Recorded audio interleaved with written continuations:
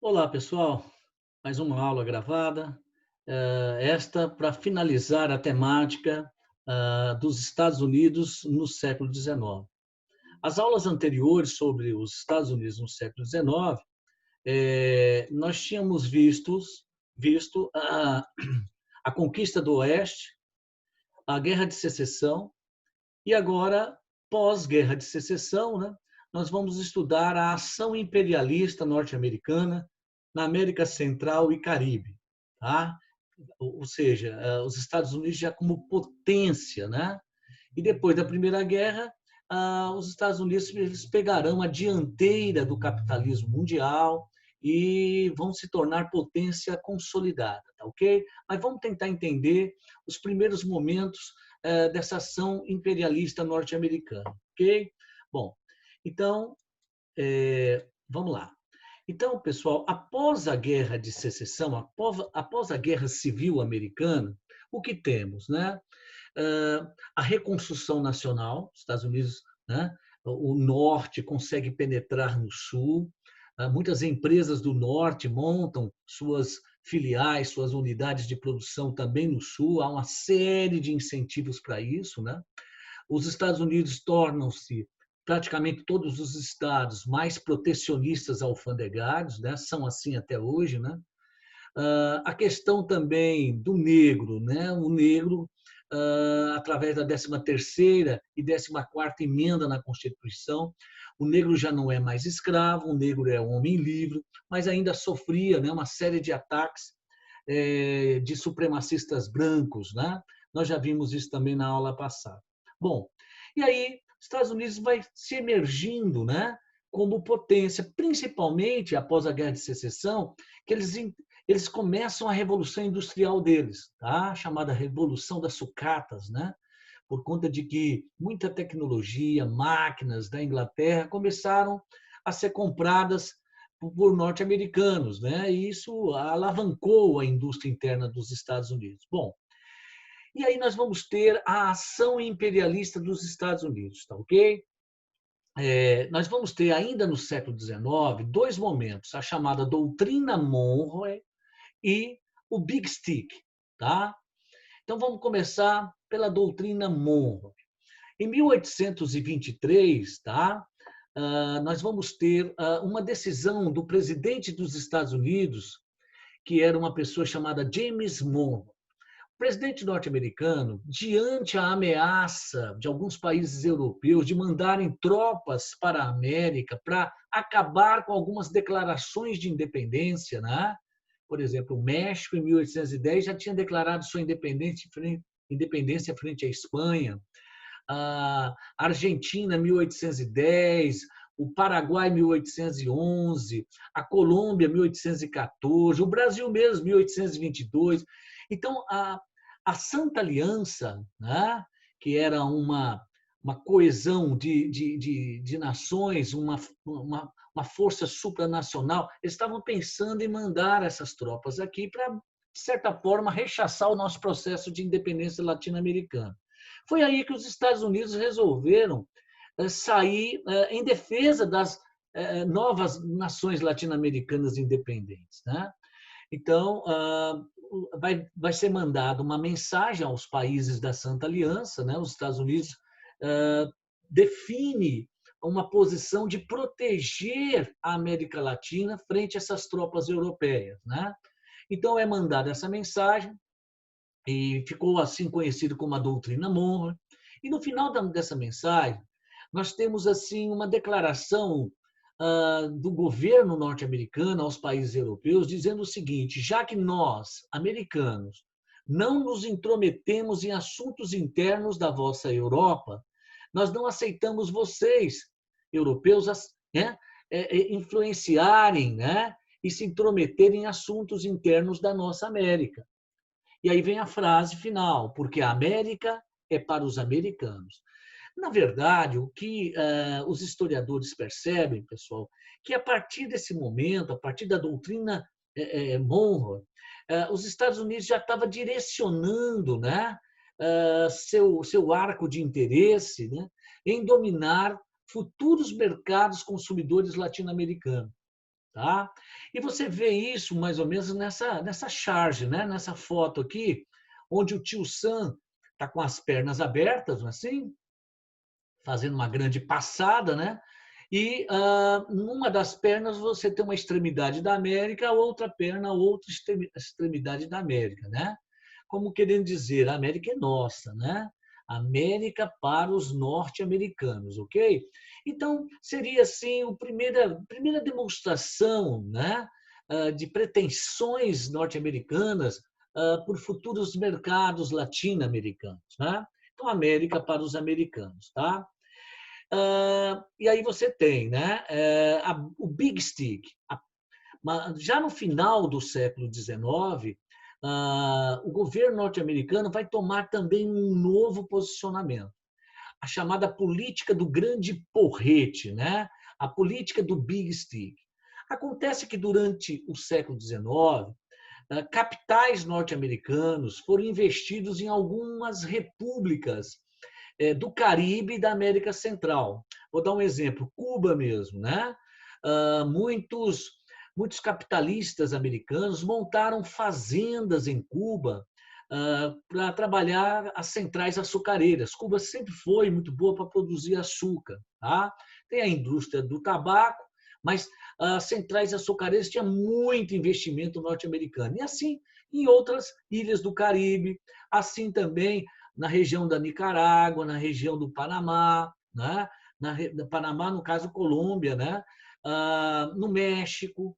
Então, o que acontece no final do século XIX, já no começo do século XX? Né? Nós vamos ter um presidente chamado Theodore Roosevelt. Tá?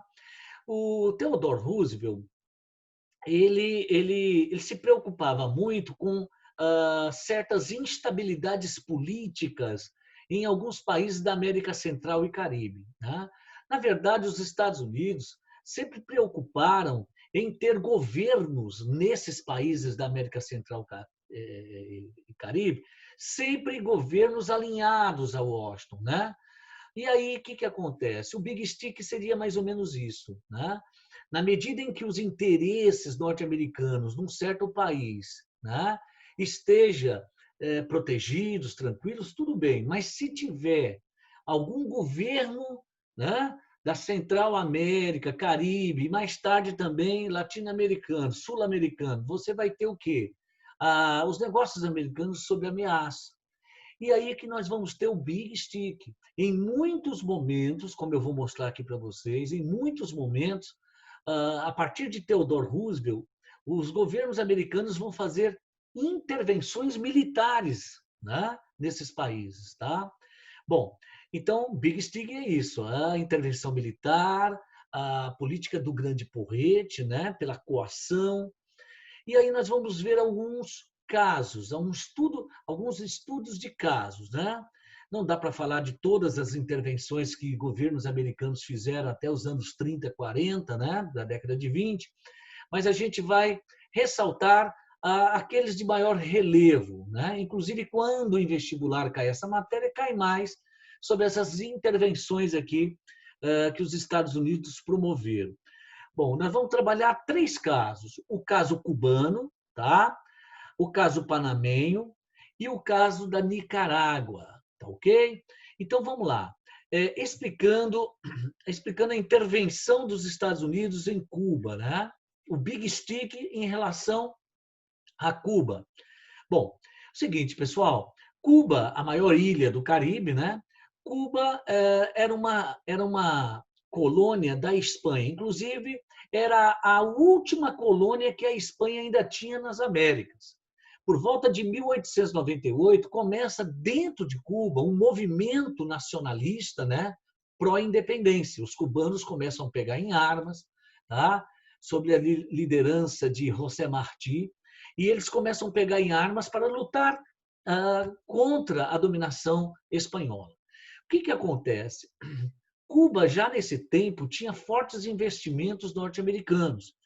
O que acontece é que o governo dos Estados Unidos resolve apoiar a independência de Cuba. mas apoiar ao ponto de enviar tropas para Cuba. Tá?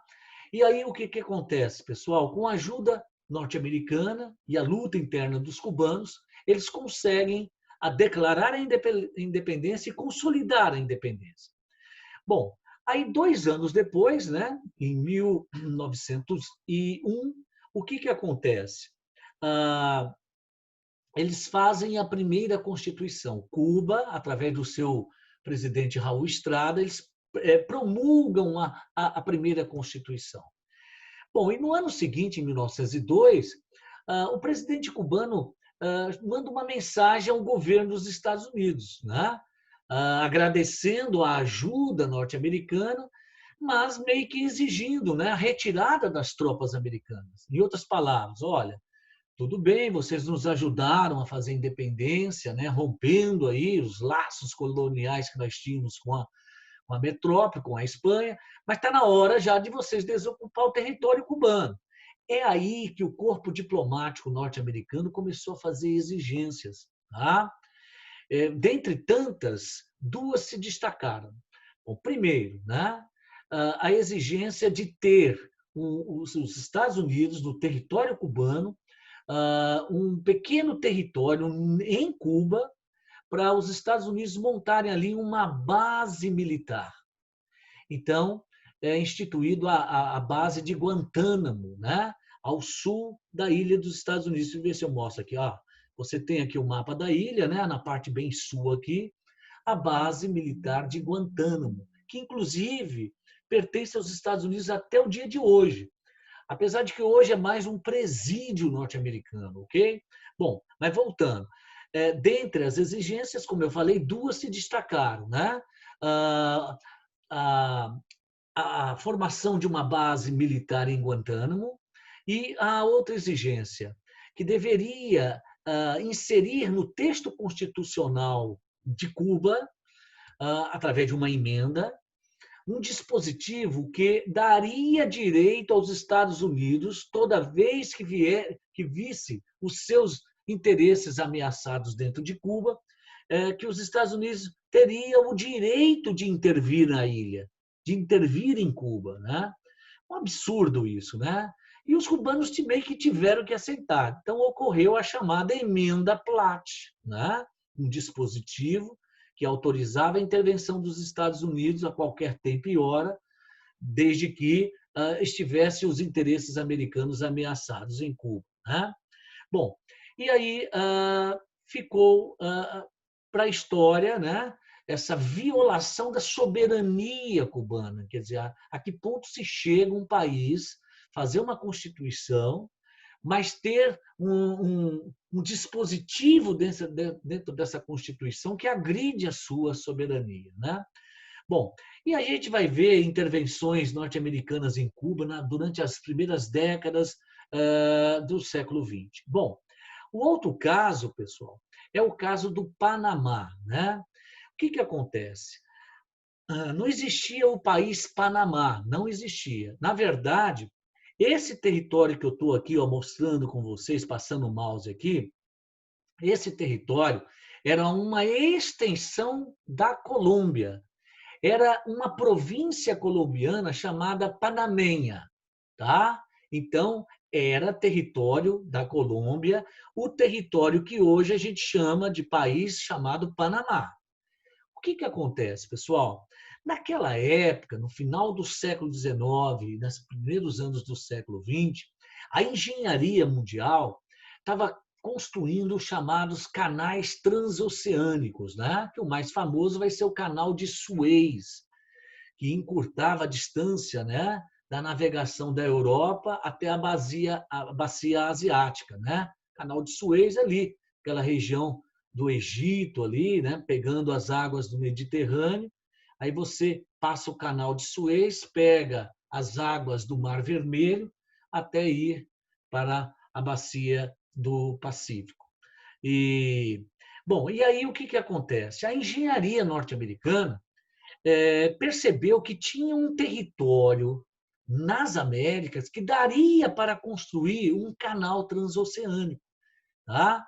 Olha aqui, a navegação norte-americana, esse lado leste dos Estados Unidos é onde concentra o seu parque industrial. Então, já naquela época, havia um caminho marítimo muito longo para os Estados Unidos levarem mercadorias, principalmente produtos industrializados, para o outro lado dos Estados Unidos, que não fosse o transporte, ferroviário, o transporte marítimo. Os Estados Unidos tinham que fazer todo esse percurso aqui, esse périplo da América, atravessar o Estreito de Magalhães lá embaixo, para poder chegar, né, de forma marítima lá na outra costa, na costa oeste dos Estados Unidos. E também, na segunda metade do século XIX, os Estados Unidos começou a participar muito dos mercados da bacia asiática, aqui, região das Filipinas, do Japão, né? O Mar da China, região da Tailândia. Então, esse caminho aqui seria muito mais curto do que o caminho de contornar a África, né? Para chegar lá na Ásia, né? Bom, então, a engenharia norte-americana identificou aqui, na região do território da província panamenha, do país chamado Colômbia, daria ali, não é, para fazer uma obra de engenharia e promover o trânsito de grandes navios. Né? Pois então, o governo dos Estados Unidos propôs ao governo da Colômbia, tá? Só que o Congresso Nacional Colombiano não aceitou, recusou, viu isso como uma proposta de violação à sua soberania. Né? Resultado, pessoal, com a negativa, os Estados Unidos começaram a caminhar por outros cantos, né, para ver seus interesses sendo atendidos ali na região do canal. O que vai acontecer? Voltando aqui, essa província, né, chamada Panamenha, a população, já de longa data, ela tinha demandas para com o governo de Bogotá, tá? Para com o governo da Colômbia. Havia uma série de insatisfações, né? De reclamações, que o governo central tratava com descaso a população panamenha. O que vai acontecer? Nasce um movimento separatista aqui na região do Panamá. Tá? Os Estados Unidos, então, apoiam o separatismo do Panamá. Resultado, o Panamá faz sua independência frente à Colômbia, com apoio dos Estados Unidos. Tá? E aí, o Panamá, como nação independente e livre, né? O governo panamenho, alinhado a Washington, né? Porque, afinal de contas, os Estados Unidos ajudou o Panamá a se livrar da Colômbia. E aí, você vai ter, então, a construção do Canal do Panamá, né? Inclusive dando direitos aos norte-americanos de uso perpétuo. Né? Bom, resultado, pessoal, o que nós tivemos aqui foi uma ação de big stick, né? Os Estados Unidos fornecendo armas, fornecendo dinheiro para o movimento separatista, para o movimento de independência do Panamá frente à Colômbia. Tá? Então, o segundo estudo de caso que eu estou mostrando, o cubano eu mostrei, agora o panamenho, né? E aqui está mais ou menos o resumo, ok, pessoal, nesse slide. E aí nós vamos ter uma série de outras intervenções militares, né? Mas o nicaragüense, pessoal, o caso da Nicarágua, nós vamos ter na Nicarágua, nas primeiras décadas, um movimento que partia, inclusive, da região montanhosa, da região camponesa da Nicarágua, um movimento de libertação nacional liderados por um líder camponês chamado Sandino. E aí o que acontece, pessoal? O governo da Nicarágua queria reprimir esse movimento. Por quê? Porque ele queria mudança de governo, né? Assumir o Estado, fazer reformas populares. Foi aí que o governo do Panamá, né,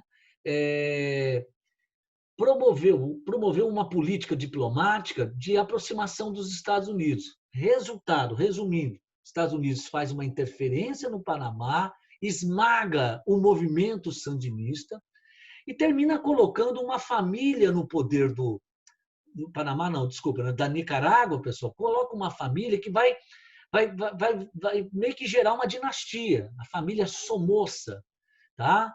Então você tem a troca de governo na Nicarágua, eles esmagam o movimento sandinista, popular camponês e colocam um presidente, os Estados Unidos colocam um presidente, né, um militar, e esse presidente, Anastácio Somoza, vai praticamente ser sucedido por uma série de filhos até nos anos 70, tá?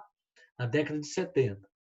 Então, é também uma demonstração de Big Stick na América Central. Bom, e só lembrando, pessoal, no retorno às aulas, nós vamos estudar, vai chegar um momento, nós vamos estudar a Primeira Guerra Mundial. E a gente vai entender que depois da Primeira Guerra Mundial, emerge uma potência que vai liderar no capitalismo. São os Estados Unidos da América, tá? Então, primeiramente, o imperialismo na América Central e Caribe, e depois vai começar uma ação imperialista que vai dominar a comunidade internacional, a forte presença dos Estados Unidos após a Primeira Guerra Mundial, ok? Então, ficamos por aqui. Duas questõezinhas rapidinho, pessoal. O Canal do Panamá foi construído em 1914 pelos Estados Unidos, que controlaram sua administração por quase um século e só devolveram a soberania da área aos panamenhos em 1999, tá, ok? Com base em seus conhecimentos no mapa e no texto, eu tirei o texto, senão ficava muito longo, indique a alternativa correta. Letra A. O Canal do Panamá reduziu sensivelmente as distâncias a serem percorridas nas rotas marítimas entre a costa leste e oeste dos Estados Unidos. Então, vamos lá. O Canal do Panamá reduziu sensivelmente as distâncias a serem percorridas nas rotas marítimas entre as costas leste e oeste dos Estados Unidos. Tá ok? Então, logo de cara, nós temos aí a primeira, tá? E a questão de número 2, sobre o Big Stick, né? Fale macio e use um porrete, dizia o presidente norte-americano Theodore Roosevelt, para justificar a política externa dos Estados Unidos. A respeito dessa política do Big Stick de intervenção, né? Podemos afirmar, tá? Significou uma medida pragmática dos norte-americanos logo após a independência dos Estados Unidos? Não, foi no final do século XIX, com o governo do Theodore Roosevelt, né? Então já começa errado. Letra B, era o lema dos estados do norte durante a Guerra de Secessão? Não, não existia o Big Stick durante a Guerra de Secessão, tá? C, diz respeito à política norte-americana com relação à América Latina durante a Guerra Fria. Não tem nada a ver com a Guerra Fria. A Guerra Fria é um momento pós-Segunda Guerra Mundial, tá, pessoal? Nós vamos ter, sim, ação imperialista durante a Guerra Fria. Por exemplo, nós vamos ter a missão civilizatória a partir ali do governo John Kennedy, né? Boa vizinhança e vai por aí afora. Letra C, né? Não é?